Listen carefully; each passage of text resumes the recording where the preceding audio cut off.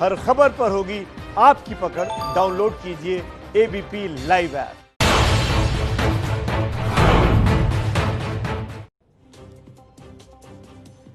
नमस्कार, स्वागत है आपका एबीपी न्यूज में। आपके साथ मैं हूं अखिलेश आनंद। तो कल से कोरोना संकट काल में लोगों को बड़ी राहत मिलने जा रही है। लॉकडाउन में कल से कई चीजों में ढील मिलने जा रही है, लेकिन उससे पहले आज प्रधानमंत्री मोदी ने देश के लोगों को एक तरह से चेतावनी दी है। इशारों ही इशारों में प्रधानमंत्री मोदी ने बताया कि खतरा अभी कम नहीं हुआ है, कोरोना को किसी भी कीमत पर हल्के में नहीं लेना है। अनलॉक 1 का ऐलान हो गया।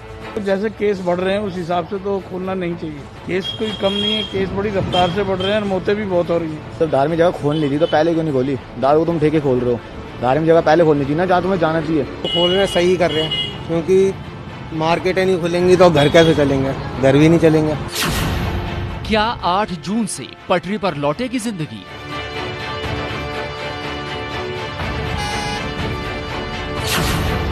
अनलॉक 1 पर पीएम मोदी ने दी चेतावनी। ऐसे में हमें और ज्यादा सतर्क रहने की आवश्यकता है। 2 गज की दूरी का नियम हो, मुंह पर मास्क लगाने की बात हो सके तो वहां तक घर में रहना हो, ये सारी बातों का पालन, उसमें जरा भी ढिलाई नहीं बरतनी चाहिए। पीएम मोदी ने कहा, कोरोना से लड़ाई है लंबी।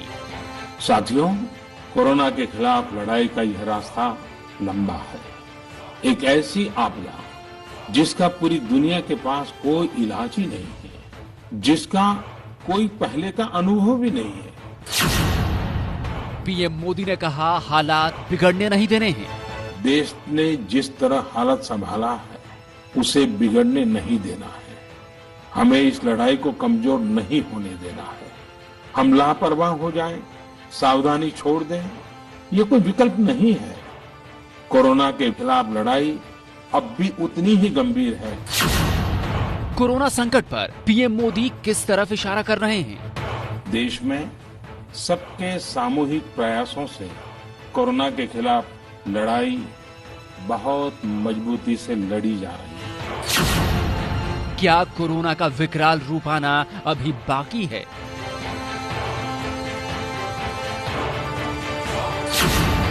क्या पीएम मोदी के इशारों में छुपा है देश का भविष्य? यानी पीएम का इशारा बिल्कुल साफ है। सरकार के साथ साथ अब जनता की जिम्मेदारी भी बढ़ गई है, क्योंकि छूट मिलने का मतलब यह नहीं कि संकट को कमतर आंका जाए। अब सवाल यह है कि एक तरफ कोरोना के मामले तेजी से बढ़ रहे हैं, तो दूसरी तरफ लॉकडाउन में ढील मिलने की वजह से सड़कों और बाजारों में भीड़ बढ़ रही है। तो इसके आफ्टर इफेक्ट्स क्या हो सकते हैं? इस पर चर्चा करने के लिए कई मेहमान हमारे साथ जुड़ रहे हैं। मैं उनसे आपका परिचय भी करवा दूं। मेरे साथ प्रेम शुक्ला भारतीय जनता पार्टी से जुड़ चुके हैं, कांग्रेस के नेता अखिलेश प्रताप सिंह जी मेरे साथ जुड़ चुके हैं, समाजवादी पार्टी से अनुराग भदौरिया जी जुड़ चुके हैं, और बिहार सरकार के मंत्री हैं सूचना मंत्री नीरज कुमार जी, उनसे भी हम बातचीत करेंगे, उनका भी हम रुख करेंगे। लेकिन सबसे पहले प्रेम शुक्ला जी, आप ही के पास मैं आना चाहूंगा, चूंकि कांग्रेस ये सवाल पूछ रही है कि जब कोरोना के मामले बढ़ने लगे तो फिर आप लोग इतनी ढील क्यों देने लगे, रियायतें क्यों देने लगे? इसका बारंबार जवाब दिया गया है, फिर एक बार मैं देता हूँ। जब लॉकडाउन किया गया उस समय भारत के पास कोरोना से लड़ने के लिए जो आवश्यक क्षमता थी वो नहीं थी। हमारे पास कोविड स्पेशल अस्पताल नहीं थे, हमारे पास सैनिटाइजर्स की कमी थी, हमारे पास पीपी किट्स नहीं थे, हमारे पास मास्क की कमी थी। ऐसे में जब हमने अपना संसाधन विकसित, हर राज्य ने संसाधन विकसित किया है और कोरोना से लड़ने के संदर्भ में उसने उपाय योजनाएं की है। अब इन उपाय योजनाओं के साथ सतर्कता बरतते हुए भारत की अर्थव्यवस्था को सामान्य व्यक्ति रोटी के प्रबंधन के संदर्भ में जो निर्णय लिया गया है, वो सब सारे राज्यों से जो फीडबैक दिए गए हैं, जो मुख्य सचिवों ने कैबिनेट सेक्रेटरी को जो फीडबैक दिए हैं, उन राज्यों के फीडबैक के आधार पर हम कोरोना, चूंकि किसी के पास दुनिया में इस समय इस बात का रोड मैप नहीं है, औषधि नहीं है तो कह दे कि भाई फला चीज के प्रयोग से जो है वो कोरोना समाप्त हो जाएगा। सारे देशों ने इसी तरह से चरणबद्ध तरीके से लॉकडाउन को खोला है। हमको भी लॉकडाउन को भी खोलना है, सतर्क रहना है, कोरोना से लड़ना है। अखिलेश प्रताप सिंह जी, फिर आप लोग बार बार ये सवाल क्यों पूछ रहे हैं? क्या सिर्फ इसके पीछे राजनीति मंशा है? क्या राजनीति क्या है? हम तो सिर्फ कंसर्न को उजागर करते हैं। हम तो पूरी सरकार के जितने भी नीतियां और कार्यक्रम उसके साथ हैं, लेकिन ये सरकार की नीतियां ही खुद सरकार अपने आप को रोज यूटर्न लेती है। उसका कारण ये है कि अपने आप को स्वयंभूत सर्व चीज का महाज्ञाता बनना। जो एक्सपर्ट्स हैं, जो जानकार हैं, या जो जिन लोगों ने इसको तजुर्बे से देखा, इसके बारे में बताया। जब राहुल जी ने बताया था मार्च महीने में 12 फरवरी को, उस वक्त तो ट्रंप नमस्कार करने पे लगे थे। सिर्फ विदेश से जहाजों को अगर रोका होता, उनके पैसेंजरों को कंट्रोल किया होता, उनको ठीक से जांच पड़ताल की होती, तो काफी कुछ आज नियंत्रित होता। फिर बताया 18 दिन में ठीक हो जाएगा, फिर क्या 21 दिन में जीत लेंगे। 563 पेशेंट थे जिस दिन कोरोना ये लॉकडाउन लागू हुआ था 24 मार्च, और आज 2.25 लाख के करीब है। जब राहुल गांधी कुछ बात समझाते हैं या बताते हैं कि ऐसा हो सकता है, तो उस पर विचार करने के बजाय ये लोग दंभ और अहंकार में उपहास करते हैं। उपहास का नतीजा ये हुआ कि पूरे देश को संकट में डाल दिया इन्होंने। प्रेम शुक्ला जी, क्या ये दम है? प्रेम शुक्ला जी, छोटा जवाब दीजिए, फिर बाकी मेहमानों के पास जाऊंगा। आनंद जी, इनके मिनिस्टर आकर के कहने लगे कि अखिलेश जी पे बोलूं, वो पैनिकी क्रिएट, अखिलेश प्रताप सिंह का जारी रहेगा। इनके चीजों पे, किसी के सुझाव पे, एम्स के डायरेक्टरों के सुझाव पे, पॉलिटिशियनों के सुझाव पे नेतृत्व का कर्तव्य होता है। जो सत्ता में बैठा है वो लोगों के सुझाव पे मैं जवाब लेता हूँ। अखिलेश ये देखे कि उसमें दम कितना है, अगर दम है तो उसका पालन करें। प्रेम शुक्ला जी, क्या ये सरकार का दंभ है, अहंकार है? विपक्ष की तरफ से जो भी सलाह आप लोग को दी जा रही है नहीं मानते हैं, आप ना सुनने तक को तैयार नहीं है। अखिलेश जी की पीड़ा है। देखिए, दंभ उनका है कि राहुल गांधी ने अगर कुछ कह दिया, बचपने में भी कह दिया, तो स्वीकारिए। आप बताइए ना कि राहुल गांधी जी इतने ज्ञानी पुरुष हैं, तो क्या उनके ज्ञान का सदुपयोग पंजाब, महाराष्ट्र, राजस्थान की सरकारें भी नहीं करती हैं? क्या कारण है कि उनकी बात तो पहले वह कहा लॉकडाउन किया तो कहा लॉकडाउन क्यों कर दिया, अनलॉक करें तो क्यों कर दे रहे हैं? कुछ लोगों का सिर्फ जो है रचनात्मक किसी प्रकार का सुझाव देने की बजाय नकारात्मक कार्य करना। राहुल गांधी जी नकारात्मक, भाई राफेल खरीदी जाएगी तो चिल्लाएंगे, लोगों के अकाउंट में पैसे जाएंगे, जनधन खाता खुला तब इन लोगों ने चिल्लाया। ठीक है, आप मुझे मैं इसका जवाब जरा लेता हूँ। 1 मिनट प्रेम शुक्ला जी, बताइए जिसका जो है ठीक है, राहुल गांधी जवाब देता हूं। मैं आता हूँ अखिलेश जी, आपके पास आता हूँ, लेकिन अनुराग भदौरिया भी मेरे साथ जुड़े हुए हैं। सर मैं आता हूँ बराबर हो जा भाई, कोई बात नहीं, बराबरी के लिए और भी लोग हैं, मैं आऊंगा। अरे सर, आप बिल्कुल बराबरी पर अपनी बात रखिएगा, तो जल्दी से बोलिए। देखिए, अब ये प्रदेश की सरकारों को बता रहे हैं, प्रदेश की सरकारें अंतर्राष्ट्रीय फ्लाइटें नहीं रोकती हैं। उत्तर प्रदेश जितने कांग्रेस की जहां सरकारें हैं वो सबसे बेहतर कर रही हैं। बात यही ना, अभी भी दम से बात कर रहे हैं। आपने ही आदरणीय मोदी जी ने कहा था कि 21 दिन में जीत लेंगे, फिर कहां से कहा था? किस बात? मैंने आपके बीच में नहीं बोला था शुक्ला जी, मैं बीच में नहीं बोलता। इसीलिए हम आशा करते हैं नाराज होने कोई आवश्यकता नहीं, नाराज नहीं, हम आपका घर याद दिला रहे हैं। यही इसी कारण से आज ये गति देश की आप लोगों ने कर दी है। दूसरों की सुनने से कोई जरूरी नहीं है। कोई, देखिए भाई, मैं इस तरह से बहस नहीं करता, कोई जरूरी नहीं है, कोई भी काम की बात बता सकता है। उसकी बातों को धैर्य से सुनिए, आपको लगे कि इसकी बात में कुछ दम है तो उसका अनुसरण करिए, मत करिए। चलिए, मैं इसका जवाब अब नीरज जी से लेना चाहूंगा। राहुल गांधी की हर अखिलेश जी और प्रेम शुक्ला जी, मुझे अनुराग भदौरिया जी के पास भी जाना है, लेकिन उससे पहले कमेंट में जरा नीरज जी से लेना चाहूंगा। बिहार सरकार के मंत्री हमारे साथ जुड़े हुए हैं। अखिलेश जी 1 मिनट। सर आपकी बात हो गई, और भी मेहमान है, जरा उनसे मुझे बात करने दीजिए। मैं आऊंगा अखिलेश प्रताप सिंह जी, सर जल्दी से, आप 10 सेकंड में कीजिए ना, आप बहुत लंबा बोल रहे हैं। हाँ, एक सेकंड जल्दी से। आनंद जी, आप अखिलेश प्रताप सिंह जी की एक जनसभा करें, लेकिन ठोकर खाने के बाद क्या लंबा बोलूं? डिस्टर्ब ये कर रहे हैं, अभी मैं इनको डिस्टर्ब करना। चलिए, नहीं, ऐसे एक दूसरे को डिस्टर्ब नहीं करना है, बल्कि जनता तक बात पहुंचे, हमारी कोशिश ये होनी चाहिए। नीरज जी से मेरा सवाल, 1 मिनट। नीरज जी, क्या आपको लगता है कि कांग्रेस झूठे आरोप लगा रही है, बेबुनियाद आरोप लगा रही है, अगर ये कह रही है कि जब देश में कोरोना के मामले बढ़ रहे हैं तो इस तरह की छूट क्यों दी जा रही है, रियायत क्यों दी जा रही है? कोविड-19 एक ऐसा चुनौती है जो वैश्विक चुनौती है, कारण ज्ञात है, दवा अज्ञात है। भाई, इसी कोरोना के बीच में आपको 125 करोड़ लोगों के जीवन की दशा का सवाल है। यह महत्वपूर्ण विषय है, इसका राजनीतिकरण अगर आप कर रहे हैं तो यह सवाल भी बहुत अपेक्षित है कि भाई इसकी समीक्षा करिएगा। जब इस कोरोना के जंग से हम निकलेंगे तो उसके बाद समीक्षा करिएगा। लेकिन अभी महत्वपूर्ण सवाल क्या है एक है कि कोरोना के संक्रमण से कैसे लोगों को बचाया जाए, दूसरा दायित्व तो है, ये राजनीति के आरोप प्रत्यारोप का समय नहीं है। दूसरा महत्वपूर्ण दायित्व है कि आम लोगों को उनके जीवन दशा में जो चुनौतियां आ रही हैं उसमें कितना सार्थक सहयोग हो। तो हमारी उम्मीद तो यह है कि विपक्ष को यह सहयोग करना चाहिए कि जो भी योजनाएं चल रही हैं उन योजनाओं में आप बताइए कि इसमें और क्या क्या बेहतर तरीके से कर सकते हैं, कैसे संक्रमण को नियंत्रित कर सकते हैं। कुछ दवा उवा के बारे में जानकारी है तो भी बता दीजिए। अनुराग भदौरिया जी, क्या विपक्ष संकट काल में भी राजनीति कर रहा है? देखिए अभी ये सवाल तो भारतीय जनता पार्टी से बनता है कि लोकतंत्र में अगर आप देश के ऊपर कोई फैसला लेना चाहते हो, देश हित में अगर फैसला लेना चाहते हो, जनता के लिए फैसला लेना है आपको, तो विपक्ष को भी तो आप कॉन्फिडेंस में लेके चल सकते हैं ना। आप एक मीटिंग बुला के जब आप लॉकडाउन कर रहे थे तब, या दूसरा तीसरा चौथा पांचवा, आप विपक्ष को बुलाएंगे, विपक्ष के साथ बैठेंगे तो विपक्ष के नेता भी आपको सजेशन देंगे। इसको आपको फायदा ही होगा, नुकसान कुछ नहीं होगा, क्योंकि अनुराग भदौरिया जी, मैं एक चीज जोड़ दूं, सुनिए अनुराग जी, नहीं आपने एक बात जो कही ना, मैं एक चीज इसमें जोड़ देता हूं, फिर अपनी बात आप रखिएगा। जो लॉकडाउन को लेकर तमाम निर्णय लिए गए पिछले दिनों में, लॉकडाउन 4 तक मुख्यमंत्रियों से बातचीत हुई है बाकायदा प्रधानमंत्री की, आप ये कैसे कह रहे हैं कि कोई बातचीत ही नहीं हुई है? 5 बार बातचीत हुई है, वही मैं आपसे कह रहा हूं। लेकिन आपने जब पहला लॉकडाउन किया था तब किसको कॉन्फिडेंस में लिया था? आपने सारा नुकसान करने के बाद फिर आपने लोगों से बात करना शुरू किया। उसके पहले ही बात कर लेते तो आज ज्यादा अच्छा होता ना। ये दिक्कत ही हो जाती है हमारे देश में आजकल। दिक्कत भारतीय जनता पार्टी के साथ ये है कि रात को 8 बजे फैसले तो ले लेते हैं, उसके बाद सारी दिक्कत हो जाती है विपक्ष पे डाल देंगे। भाई आपसे हमने बाद में पूछा था, बाद में क्यों पूछा था, पहले क्यों नहीं पूछते?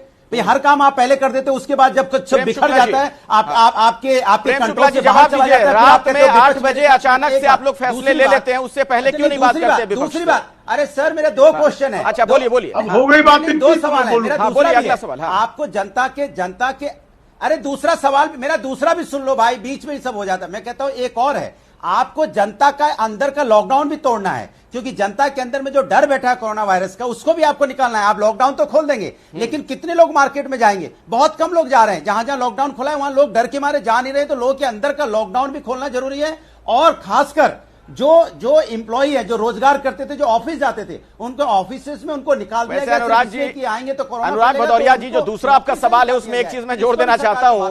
जो आप डर की बात कर रहे हैं, पिछले दिनों में तो हमने ये देखा कि शराब की दुकान खुली तो इतनी भीड़ जमा हो गई कि प्रशासन को फिर कड़े निर्णय लेने पड़े। जो आप डर की बात कर रहे हैं ना, उस पर ये मेरा जवाब है, लेकिन मैं चाहता हूं प्रेम शुक्ला जवाब दें। आप भी तो भारतीय जनता पार्टी खोल रही है। प्रेम शुक्ला जी, अनुराग भदौरिया कह रहे हैं कि रात 8 बजे अचानक से जो आप लोग निर्णय सुना देते हैं, उसके पहले विपक्ष को कॉन्फिडेंस में क्यों नहीं लेते हैं?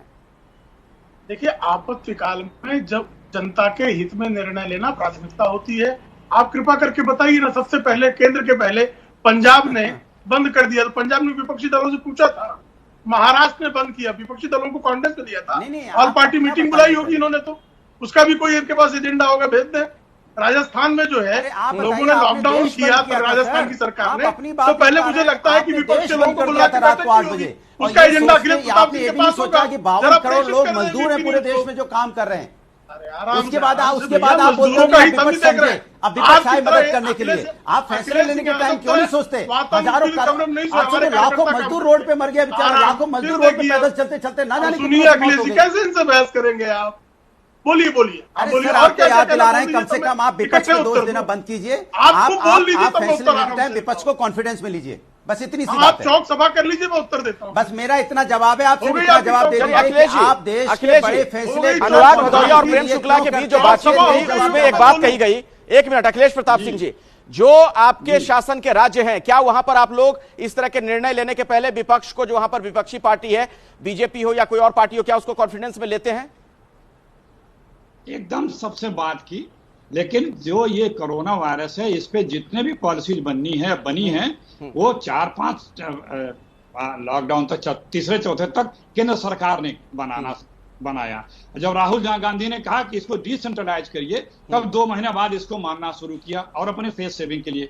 अब मैं आता हूं आदरणीय मंत्री जी जो बिहार से बोले हैं। देखिए समस्या क्या है अखिलेश जी, अगर हम कोई चिंताएं हैं जो देश की, समाज की, व्यक्तियों की, उस चिंताओं के प्रति प्रदेश या केंद्र सरकार से आगाह करते हैं, उससे शेयर करते हैं, और क्या किया जाए इसको साझा करते हैं, तो ये लोग कहते हैं कि आप राजनीति कर रहे हैं। अभी कर दे, सुझाव हो दीजिए। सुझाव ही तो शुरू से दिया जा रहा है, लेकिन आप नहीं मानते हैं। 5-6 सुझाव मांगे, लेकिन कई महीनों बाद माने। अभी कहा जा रहा है कि आप गरीब के खाते में पैसे डालिए। नहीं डालना है आप, क्यों नहीं डालना है? मैं इस चर्चा को आगे बढ़ाऊं, एक मिनट, एक बड़ी खबर आ रही है, एक बड़ी खबर आ रही है। मैं अखिलेश जी जरा दर्शकों को बता दूं, राजस्थान से इस वक्त एक बड़ी खबर आ रही है, वहां भी लॉकडाउन को बढ़ा दिया गया है। जिस तरीके के हालात राज्य में है, राजस्थान में भी 30 जून तक के लिए लॉकडाउन को बढ़ा दिया गया है। आपको पता है कि राजस्थान के अंदर भी कोरोना के कई मामले आ चुके हैं और कई शहरों में तो स्थिति बहुत भयावह है। इसी के मद्देनजर वहां भी यह फैसला राज्य सरकार ने ले लिया है। ऐसे में नीरज जी, मेरा आपसे सवाल है, जो बात कह रहे थे अखिलेश प्रताप सिंह जी, उसी से जुड़ा सवाल है। आप बिहार सरकार में मंत्री हैं, ये बताइए, विपक्ष जब कोई बात कहता है तो आप लोग उसे सुझाव के तौर पर क्यों नहीं लेते हैं, सीधे राजनीति क्यों मान लेते हैं? विपक्ष सुझाव किस बात का भाई? आपने देखा ना, इन्हीं की सहयोगी पार्टी है ना। लॉकडाउन के नियम का कैसे धज्जी उड़ाया जाता है, सोशल डिस्टेंस का कभी धज्जी उड़ाया जाता है, तो कभी तो मंतव्य नहीं दिए भाई। ये सवाल इस बात का है कि कोरोना एक ऐसा है कि ये परिस्थिति जन चुनौती है। अखिलेश जी, मैं बोल रहा हूं तो आप बाद में मेरा सप्लीमेंट्री पूछेगा, मुझे कोई परेशानी नहीं है। नहीं, बोलिए, मैं यह कह रहा हूं कि भाई आप कोरोना वायरस से लड़ना है अगर हमको, तो आपको यह देखना पड़ेगा ना कि लोगों में संक्रमण न फैले, और खास करके इस चुनौती को देश की अर्थव्यवस्था, देश के आम नागरिकों के प्रति जो दायित्व है, ये परस्पर विरोध और समर्थन की राजनीति कर करके क्या हुआ आपने देखा ना। अभी माननीय सर्वोच्च न्यायालय ने क्या निर्देश दिया, और क्या किस ढंग से राजनीतिक टिप्पणी हो रही थी प्रवासी के सवाल पर, आईना की तरह साफ हो गया। तो ये सवाल समझिए, ये समझना बहुत आवश्यक है। दुनिया के अंदर चुनौती है, हम उससे अलग नहीं है। ये तो भारतवर्ष की जनता का संकल्प है कि उसके बदौलत हम कोरोना से इस ढंग से लड़ रहे हैं। यह कल्पना करना चाहिए दूसरे देशों का क्या हालात। अखिलेश प्रताप सिंह जी, इसलिए हम विनम्रता पूर्वक अनुरोध करेंगे। और बात तो देखिए, दरअसल ये भी है कि अगर अर्थव्यवस्था का पहिया नहीं घूमेगा, अगर लोग बाहर नहीं आएंगे, कामकाज नहीं करेंगे। आज ही आपने भी यह खबर सुनी होगी, दिल्ली सरकार कह रही है कि उनके पास अब लोगों को देने के लिए, सैलरी देने के लिए, वेतन देने तक के लिए पैसे नहीं बचे हैं, टैक्स कलेक्शन इतना कम हो गया है। ऐसे में फिर सरकार करे क्या, और क्या विकल्प है? देखिए, राहुल गांधी ने भी कुछ दिन पहले अभी कहा था कि ये कोई जरूरी नहीं है कि इस बीमारी से हम अभी सब कुछ सही ही कर लेंगे, लेकिन अगर हम नहीं सही कर पा रहे हैं तो आगे की हमें रणनीति बनानी चाहिए। मोदी, अब कोई इसमें बुराई नहीं है, क्योंकि इस बीमारी का कोई इलाज तो है नहीं, इससे बचना इलाज है, और सबको पहले से तो ये सलाह दीजिए, क्या रणनीति होनी चाहिए? हो जाने दे अखिलेश प्रताप सिंह जी, सुन तो लीजिए मेरी बात। मैं कह रहा हूं कि क्या रणनीति होनी चाहिए, बताइए ना प्रेम शुक्ला जी को। डॉक्यूमेंट्री आप बनाते हैं, लेकिन किसी डॉक्यूमेंट्री के जरिए ये भी तो बताइए कि क्या रणनीति होनी चाहिए, स्ट्रेटजी क्या हो सरकार की। जरा दिमाग खोल के सुना करें लोगों, स्ट्रेटजी क्या। अगर आप अभी तक नहीं समझ पाए राहुल जी की बातों से या कांग्रेस में, तो हम क्या करें, इसमें मेरा कोई दोष नहीं है। आज आप पिछले 2 महीने से माइग्रेंट्स वापस जा रहे हैं, इन माइग्रेंट्सों को वापस क्यों जाना पड़ा? या तो पहले लॉकडाउन के पहले इन्हें वापस भेज देते, या इन माइग्रेंट्स के लिए ऐसी व्यवस्था करते। ये जो कांग्रेस कह रही थी कि वो वहीं बने रहें, न कहीं जाएं। और अगर आप एक ट्रेन फ्री नहीं चला सकते थे, माइग्रेंट से किराया लिया आपने, तो कांग्रेस ने सब जगह किराया भरा, लेकिन रेल मंत्रालय, भारत सरकार ने किराया लिया इन गरीब मजदूरों से जिनके पास खाने था। लाखों करोड़ों लोग पैदल गए, 40-45 ट्रेनें अपना गंतव्य भूल जा रही हैं। 80 लोग ट्रेनों के लेट होने से भूखों मर गए, और इन लोगों के चेहरे पर आपको पता है ना कि जहां जहां पर ये घटनाएं हुई हैं, अखिलेश प्रताप सिंह जी, उसमें महाराष्ट्र भी है जहां कांग्रेस शासन में है, और राजस्थान भी है जहां से बड़ी संख्या में छात्रों को पलायन करना पड़ा। ट्रेनें रुक नहीं रही, राजस्थान भी है, जस्टिफाई करने। जी बिल्कुल, राजस्थान भी है। मोदी जी को ट्रेनें क्या रुक रही हैं? ट्रेनें कहां जा रही हैं? बिहार भी है, 24 घंटे की ट्रेनें। जब बिहार भी है, बिहार में बहुत लोगों की मौत हुई है। बिना स्टेशन रुके, बिना किए खाना मिलेगा नहीं उनको, तो क्या होगा? प्रेम शुक्ला जी, प्रदेश घुमा रहे हैं आप, तो ये अब शांति से सुनेंगे। गंतव्य पर न चला सके इनके 3 आरोप की सरकार। अखिलेश प्रताप सिंह जी तमाम बातें कह रहे हैं प्रेम शुक्ला जी, लेकिन वो भूल जा रहे हैं कि बड़ी संख्या में पलायन महाराष्ट्र से भी हुआ है, राजस्थान से भी हुआ है, दोनों कांग्रेस शासित राज्य हैं। प्रेम शुक्ला जी जल्दी से, अब मुझे लगता है जरा वो सुन लेंगे सरकार। मेरा उत्तर बोलिए प्रेम शुक्ला जी। हाँ, एक तो पहला उनका आरोप है कि अखिलेश आनंद जी दिमाग बंद करके जो है बहस कर रहे हैं। मुझे पूरा विश्वास है कि सबका दिमाग खुला हुआ है जो इस बहस में बैठे हुए हैं जी। दूसरा इनका कहना है कि मजदूरों के संदर्भ जो समस्या हुई केंद्र कारण हुई। आपने सुप्रीम कोर्ट का फैसला सुना, सुप्रीम कोर्ट कह रहा है, और यही चीज गाइडलाइन में भी थी, रेलवे ने भी कही थी, रेलवे की भी, केंद्र की भी गाइडलाइन, रेलवे की भी यही थी। इनका पहला झूठ कि सारे टिकटों का पैसा जो है वो कांग्रेस ने दिया, ये बड़ा झूठ है।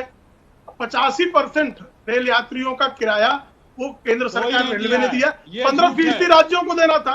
15% राज्यों में इनके ही राज्य नहीं दे रहे हैं। झूठ है, बेचारे अपना पैसा देके आए मजदूर, झूठ मत बोलिए, मजदूर अपना पैसा देके खुद आया है और मजदूरों ने टिकट भी दिखाई है कि मैं पैसा देके आया हूँ। झूठ बोल रही है महाराष्ट्र सरकार, झूठ बोल रही है क्या कि पैसा नहीं लिया गया है?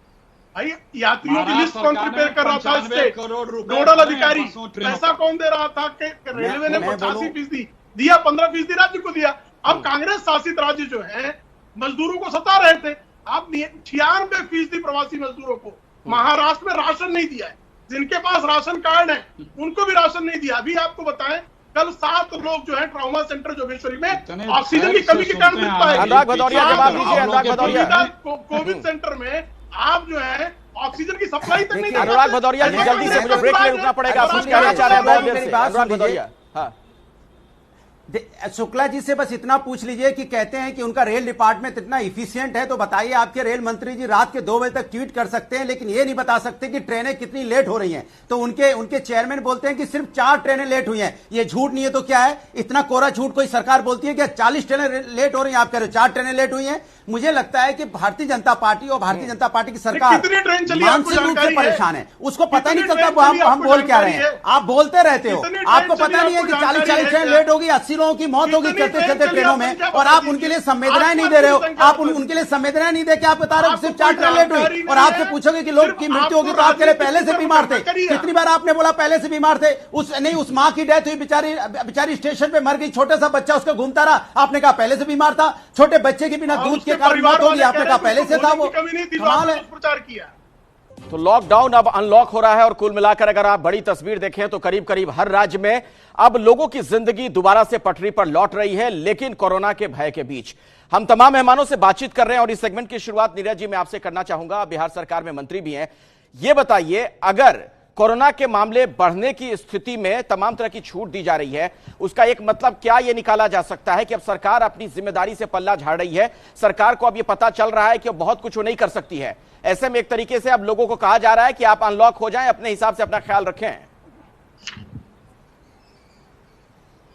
नहीं, सबसे पहले तो मैं अखिलेश जी यह कहना चाहता हूं कि प्रवासी बिहारी हो गए, उत्तर प्रदेश के हो गए, कौन सा गुनाह किया था? राजस्थान के कोटा के बच्चों ने अपराध किया था? मुंबई के अंदर जो घटना हुई क्या हुआ था? मैं ये कह रहा हूं को हिंदुस्तानी नहीं है क्या? उनको ये अधिकार, उस राज्य की अर्थव्यवस्था में उनका योगदान था, और बिहार जैसे राज्य ने देश का पहला राज्य बना कि हमको 203 करोड़ 98,87,000 रुपया लोगों को ऐप के माध्यम से देना पड़ा। मेरा सवाल यह है कि ऐसे आपदा के समय में नहीं, मुझे बोले आपदा के समय में आपने ऐसा गुनाह क्यों किया? बिहार का रहे, उत्तर प्रदेश का रहे, महाराष्ट्र का कोई व्यक्ति बिहार के अंदर रहता है, ये तो देश के अंदर तय हो गया। दूसरा सवाल मेरा यह है कि सीधे तौर पर भाई देश की अर्थव्यवस्था का भी ध्यान रखना होगा। बिहार जैसे राज्य में जहां 4 महीने तक हम जुलाई से अक्टूबर तक हमको फ्लड का सामना करना पड़ेगा, अंतर्राष्ट्रीय नदियों का कहर टूटेगा, तो स्वाभाविक रूप से हमारे लिए चुनौती है। तो बिहार जैसे राज्य ने इस अवधि में जो अभी लॉकडाउन 4 की अवधि थी, तो चूंकि हमारे यहाँ विनिर्माण के क्षेत्र में काम होता है, 4,36,000 से अधिक योजनाएं हम लोग चला रहे हैं। महत्वपूर्ण विषय यह, और 4 करोड़ 2,93,000 से ज्यादा मानव दिवस सृजित किए गए। ये इसलिए आवश्यक है कि आम ग्रामीण आप राज्य की अर्थव्यवस्था पर अगर ध्यान केंद्रित नहीं करेंगे तो आप संक्रमण से बचाना। अनुराग भदौरिया बोलिए, ये भी बहुत देर से कहना चाह रहे थे। हमारा स्वस्थ होने का दर बहुत अच्छा है। मैं नीरज जी से एक बात पूछना चाह रहा हूं। नीरज जी ने बड़ी अच्छी बात बोली कि आज हम यूपी के हो गए, वो बिहार के हो गए, राजस्थान के हो गए, छत्तीसगढ़ के हो गए, झारखंड के हो गए। यही तो मैं पूछना चाहता हूं भारतीय जनता पार्टी की सरकार से कि आपने ऐसा क्यों ये शुरू कर दिया? जब आपसे कोई चीज समझती नहीं तो आपने कहना शुरू कर दिया पूछ रहे हैं राजस्थान के कोटा केंद्र सरकार की जिम्मेदारी नहीं थी? जब आप इलेक्शन लड़ रहे थे तब कह रहे थे, मोदी जी यही कह रहे थे कि पूरा देश मेरा है, देश के एक बच्चे की जिम्मेदारी, एक नागरिक की जिम्मेदारी मेरी है। लेकिन जब मुसीबत आई तो आपने महाराष्ट्र अलग कर दिया, गुजरात अलग कर दिया, राजस्थान अलग कर दिया, बिहार अलग कर दिया, उत्तर प्रदेश अलग कर दिया, झारखंड अलग कर दिया। हम लोग देखो समाजवादियों ने क्या बोला, उत्तर प्रदेश के अंदर में किसी प्रदेश की अगर व्यक्ति की मौत होती है, किसी भी प्रदेश का व्यक्ति होगा, समाजवादी उसको 1 लाख रुपए से मदद करेगी। हमने चूंकि हिंदुस्तान को एक समझा हुआ है ये आपको समझने की जरूरत है। जब यही बात हम लोग चिल्ला रहे थे, जवाब दीजिए नीरज हर जी। व्यक्ति इस हिंदुस्तान नीरज जी, आपने सहूलियत के मुताबिक महाराष्ट्र और राजस्थान चुन लिया, गुजरात को भूल गए। आशा नहीं लगानी चाहिए थी कि उत्तर प्रदेश पैसा देगा, बिहार पैसा देगा। बता रहा हूं मैं अखिलेश जी के पास जाऊंगा। प्रेम शुक्ला जी जल्दी से। राजनीतिकरण कर रहे हैं। मैं आपसे पूछ रहा हूं सीधा सवाल कि मुंबई आप के राजनीतिकरण कर रहे हैं। आपसे मैं पूछ रहा हूँ हिंदुस्तान एक है कि नहीं? अगर हिंदुस्तान एक है तो उसके सारे नागरिक एक है। अगर सारे नागरिक एक हैं, अगर ट्रेन चल रही है, ट्रेन केंद्र सरकार चलाती है, फिर केंद्र सरकार को सभी लोगों को उनके प्रदेश वापस भेज देना चाहिए था। उनसे पैसे भी लेना चाहिए था। उनको बस ट्रेन के उनको खाना पीना मुहैया करा के सामाजिक रूप से सुरक्षित रूप से उनके गांव तक पहुंचा देते। तब आप यूपी के लोग आप बताइए राजस्थान के कोटा में, लेकिन हम समाजवादियों ने नहीं ऐसा किया।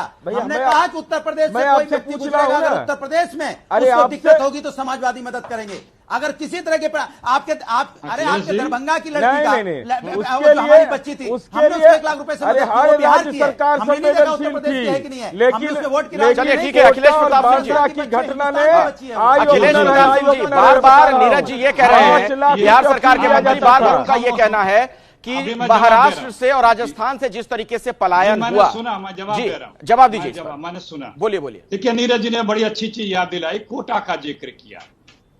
नीरज जी ज्ञान बखार रहे हैं। जब यूपी के बच्चे कोटा से लाए गए और राजस्थान के सीएम ने कहा, बिहार के सीएम से कि आप अपने बच्चों को भी ले जाएं, सुरक्षा से हम व्यवस्था कर रहे हैं। उन्होंने कहा नहीं, मैं नहीं लाऊंगा, नहीं लाना चाहिए, मेरे पास पैसे नहीं है। इन लोगों ने ऑन रिकॉर्ड कहा था। जब ट्रेनें चली मजदूर स्पेशल, श्रमिक स्पेशल, तो कहा कि नहीं हम नहीं पैसे देंगे, मेरे पास पैसे नहीं है। जब कांग्रेस ने कहा कि सोनिया जी ने अपील की कि ठीक है पैसा कांग्रेस पार्टियां भरेंगे जहां पैसा नहीं दिया जा रहा है, तब ये बोले। और ये बता रहे हैं कोटा का जिक्र। देखिए हम मुद्दे पे आते हैं, नीरज जी मुद्दे पे आते हैं। एक मिनट की बात हो जाने दीजिए, इसमें क्या तथ्य पता करना सब। नहीं, मैं 1 मिनट अखिलेश जी, नीरज जी रुक जाइए, नीरज जी हम आपसे सवाल पूछ रहे हैं, सुनिए। अरे बात हो जाने दीजिए, सबको पता सुनिए तो मेरी बात, सबको पता आप है। एक तरफा नहीं बोलिए, मैं आपसे पूछ रहा हूँ। अरे कोटा सुनिए, आप लखनऊ सुनिए, पूरी बात बोलने दीजिए, सुनिए पूरी बात। लॉकडाउन था, मुझे बोलने दीजिए। 5 लाख रुपया कोटा में फी लिया जाता है। हमारे बच्चों ने गुनाह किया था और लखनऊ और पटना की दूरी बराबर है और पैसा आप दिए हैं। बिहार सरकार से पैसा क्यों मांगा आपने? सोनिया गांधी जी पैसा दे रही थी, कहाँ था पैसा? आप बताइए ना। अरे सुप्रीम कोर्ट ने तो आंख खोल दिया इस सवाल पर कि महाराष्ट्र की सरकार को जवाब देना पड़ेगा। राजस्थान में प्रेम शुक्ला जी एक सवाल का जवाब मुझे दीजिए कि एक ऐसे वक्त में जब कोरोना से पूरी दुनिया त्रस्त है, हिंदुस्तान में हम देख रहे हैं क्या हाल है, क्या ये राजनीति गलत नहीं है? क्या ये राजनीति का वक्त है? चाहे कोई भी करे, बड़ा सीधा सा सवाल है मेरा। प्रेम शुक्ला जी देखिए राजनीति कर रहे हैं वो लोग जो कोटा। नहीं, अखिलेश जी कह रहे हैं कि आप राजनीति कर रहे हैं। अखिलेश प्रताप सिंह जी कह रहे हैं आप लोग राजनीति कर रहे हैं। अखिलेश आनंद जी को उसी का उत्तर दे रहा हूँ। कोटा में और हमें सरकार को फोन करके अशोक गहलोत जी कहते हैं आप अपने बच्चों को ले जाइए क्योंकि बच्चों को भोजन नहीं करा सकते। और जो बस जाती है बच्चे डीजल तक का पैसा वसूल लेते हैं, बिल भेज देते हैं, उसके बाद राजनीति करते हैं। अरे भाई हम तो यूपी देना चाहते हैं। अरे भाई सर बारी बारी से बोलिए। आप कृपा करके बताइए ना, राजस्थान की सरकार ने क्या उत्तर प्रदेश के बच्चों को उनसे पैसे नहीं दिए क्या? अखिलेश जी जवाब दीजिए। भेजने की पहल। फिर आप ये मत कहिएगा आपको समय नहीं मिला। अखिलेश प्रताप सिंह जी जवाब दीजिए। बिल भेजा गया कि नहीं? किस राजस्थान के बच्चों से कहां राजस्थान की सरकार ने पैसे लिए? यूपी सरकार अपनी बस की, राजस्थान की सरकार ने उनकी मदद की। सुनिए प्लीज, मैं बीच में नहीं बोलता अखिलेश जी।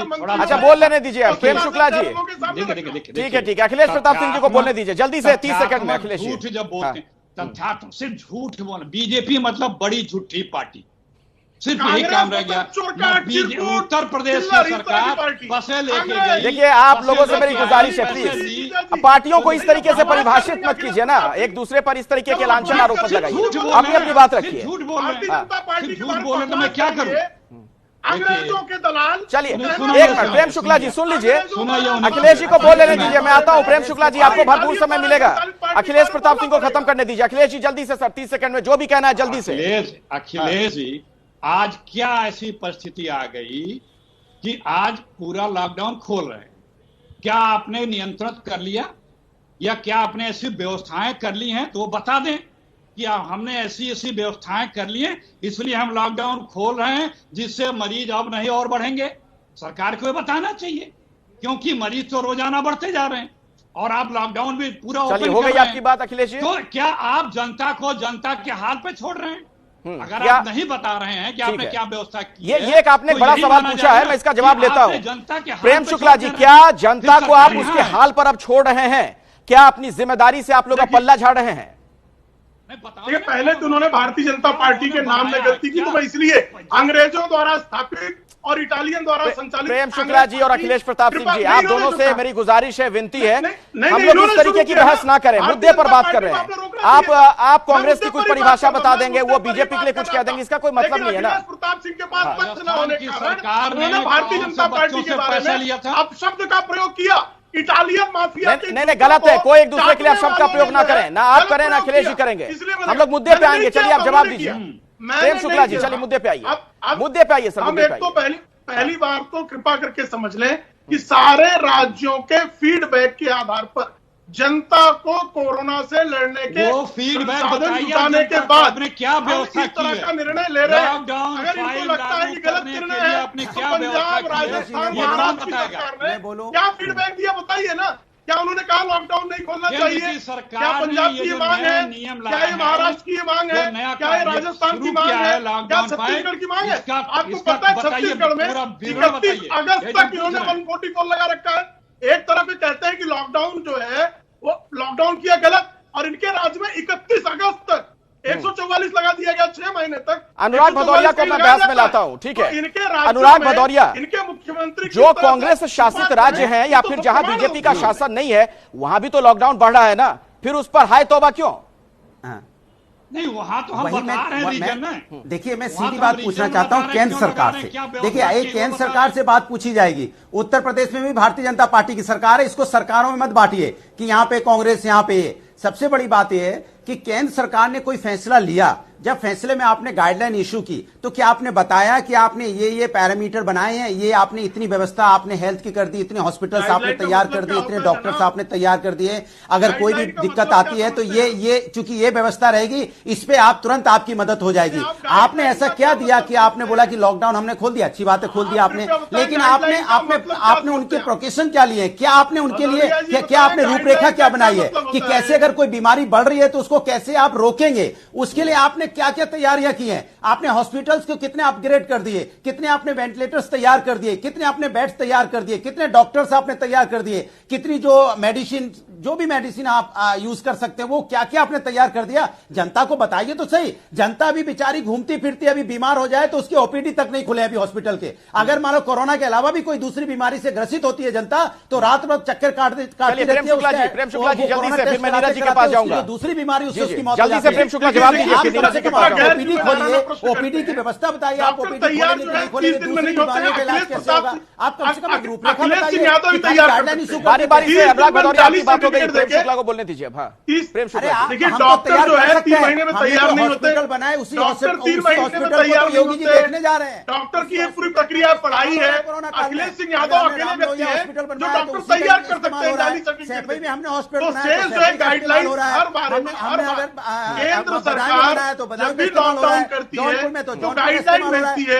गाइडलाइन, चलिए अब मैं नीरज जी को बहस में ला रहा हूं, क्योंकि इस सेगमेंट के बाद नीरज जी चले जाएंगे। एक आखिरी सवाल नीरज जी से मेरा है।